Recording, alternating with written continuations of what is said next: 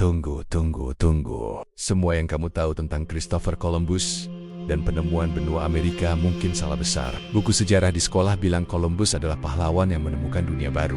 Tapi bagaimana kalau ku bilang Columbus sebenarnya tidak pernah menginjakkan kaki di tanah yang sekarang kita kenal sebagai Amerika Utara? Dan lebih parahnya lagi, dia bukanlah orang pertama dari Eropa yang sampai di sana. Sejarah yang kita pelajari penuh dengan lubang, dan hari ini kita akan mengisi lubang-lubang itu dengan fakta yang akan membuatmu tercengang. Siapkan dirimu, karena kita akan membongkar salah satu mitos terbesar dalam sejarah dunia. Mari kita mulai dengan fakta dasar. Tahun 1492, Christopher Columbus, seorang navigator dari Genoa, Italia, berlayar ke arah barat di bawah bendera Spanyol.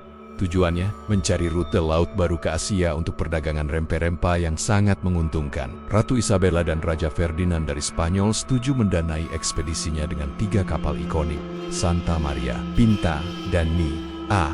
Setelah lebih dari 2 bulan berlayar di lautan yang ganas, pada 12 Oktober tahun 1492, awak kapalnya melihat daratan. Mereka mendarat di sebuah pulau di Bahama, yang oleh Columbus dinamai San Salvador. Dia yakin telah sampai di Hindia Timur. Itulah sebabnya dia menyebut penduduk asli di sana sebagai Indian. Selama perjalanan pertamanya ini, dan 3 perjalanan berikutnya, Columbus menjelajahi banyak pulau di Karibia, seperti Kuba dan Hispaniola, serta pesisir Amerika Tengah dan Selatan. Tapi ini poin kuncinya, dia tidak pernah sekalipun mendarat di Amerika Utara. Jadi, klaim bahwa dia menemukan Amerika secara teknis sudah tidak akurat sejak awal. Dia menemukan Kepulauan Karibia dan sebagian Amerika Selatan, tapi bukan negara yang sekarang bernama Amerika Serikat atau Kanada. Sekarang, mari kita bongkar mitos yang lebih besar. Apakah Columbus orang Eropa pertama yang mencapai benua Amerika? Jawabannya adalah tidak.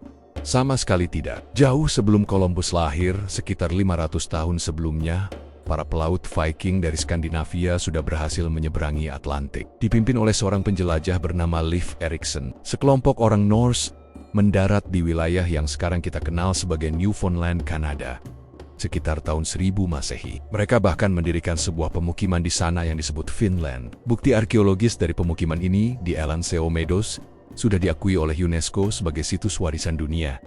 Jadi, orang Eropa pertama yang tercatat mencapai Amerika adalah Leif Erikson, bukan Columbus. Lalu, mengapa nama Columbus yang begitu melegenda, sementara Leif Erikson seolah terlupakan? Jawabannya terletak pada dampak dan publisitas. Perjalanan Erikson tidak memiliki dampak jangka panjang yang signifikan. Pemukiman mereka di Finland akhirnya ditinggalkan, dan pengetahuan tentang penemuan mereka tidak menyebar luas di seluruh Eropa.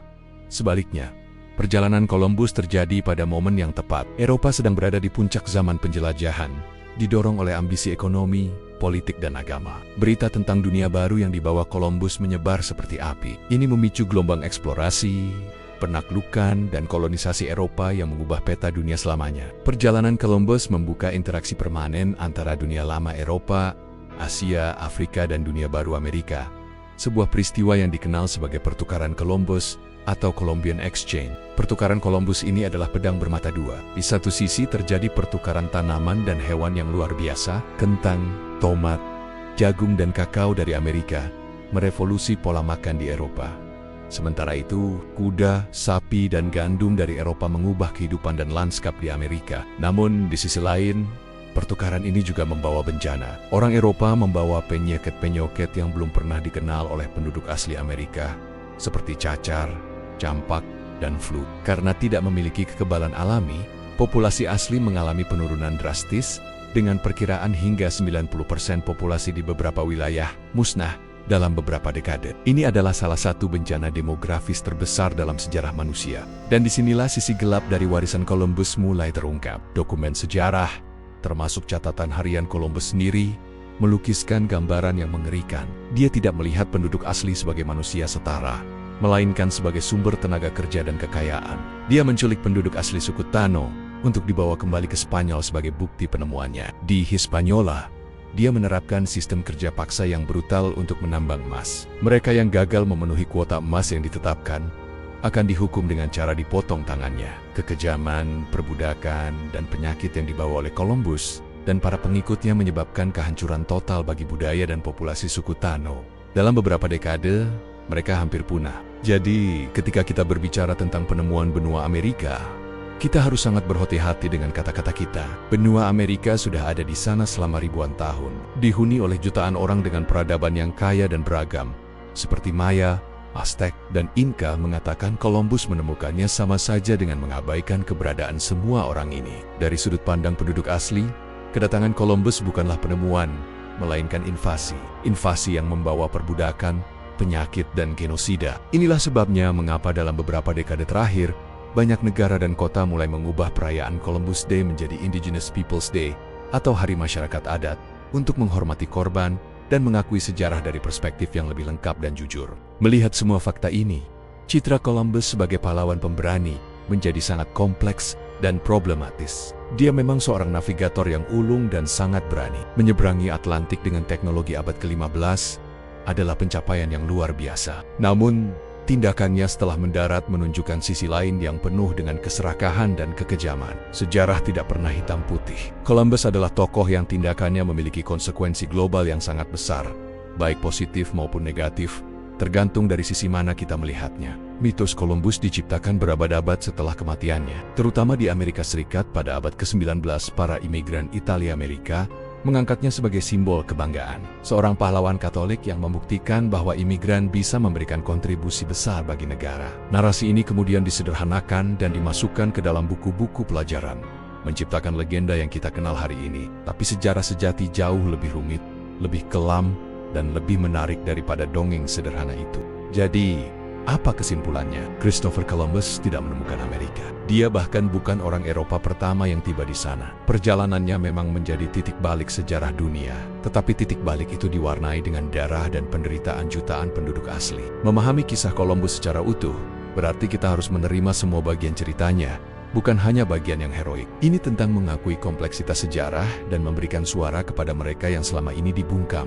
Sejarah selalu ditulis oleh para pemenang. Tapi seiring berjalannya waktu, kita mulai menemukan halaman-halaman yang hilang dan mendengar suara-suara yang terlupakan. Kisah Columbus adalah pengingat yang kuat bahwa kita harus selalu mempertanyakan apa yang kita anggap sebagai kebenaran. Karena terkadang, rahasia terbesar dalam sejarah tersembunyi tepat di depan mata kita, di dalam cerita yang kita pikir sudah kita ketahui. Pertanyaannya sekarang, jika mitos sebesar penemuan Amerika saja bisa salah, mitos sejarah apalagi yang selama ini kita percayai begitu saja. Sejarah selalu ditulis oleh para pemenang, tapi seiring berjalannya waktu, kita mulai menemukan halaman-halaman yang hilang dan mendengar suara-suara yang terlupakan. Kisah Columbus adalah pengingat yang kuat bahwa kita harus selalu mempertanyakan apa yang kita anggap sebagai kebenaran. Karena terkadang, rahasia terbesar dalam sejarah tersembunyi tepat di depan mata kita, di dalam cerita yang kita pikir sudah kita ketahui. Pertanyaannya sekarang, jika mitos sebesar penemuan Amerika saja bisa salah,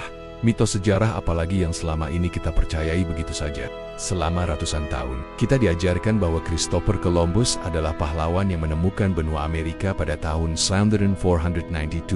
Gambarannya gagah berani, seorang penjelajah hebat yang membuka dunia baru bagi Eropa.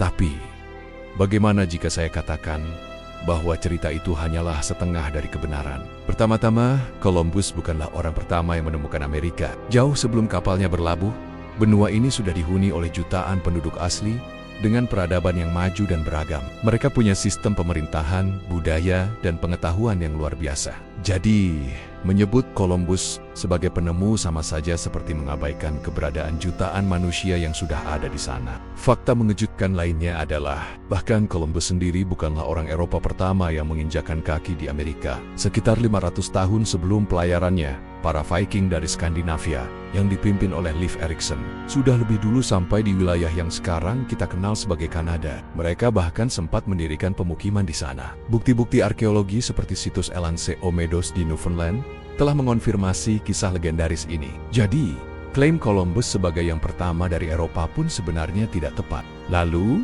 apa motivasi sebenarnya di balik pelayaran Columbus? Buku-buku sejarah seringkali menyoroti pencarian rute baru ke Asia untuk perdagangan rempah-rempah. Ini memang benar, tapi ada sisi gelap yang jarang dibicarakan. Dalam catatan hariannya, Columbus secara terang-terangan menulis tentang emas. Ia terobsesi menemukan kekayaan untuk membiayai perang suci melawan Islam dan merebut kembali Yerusalem, sebuah ambisi besar dari para sponsornya, Raja Ferdinand dan Ratu Isabella dari Spanyol. Kedatangan Columbus juga menjadi awal dari babak kelam bagi penduduk asli. Alih-alih pertukaran budaya yang damai, Yang terjadi adalah penaklukan, perbudakan, dan penyebaran penyakit yang mematikan. Dalam beberapa dekade saja, populasi penduduk asli di Karibia anjlok secara drastis. Kisah ini seringkali dihilangkan dari narasi kepahlawanan Columbus. Bahkan Columbus sendiri meninggal dalam keadaan yang ironis. Sampai akhir hayatnya, ia tetap bersikeras bahwa daratan yang ia temukan adalah bagian dari Asia, bukan sebuah dunia baru. Nama Amerika sendiri justru diambil dari nama Amerigo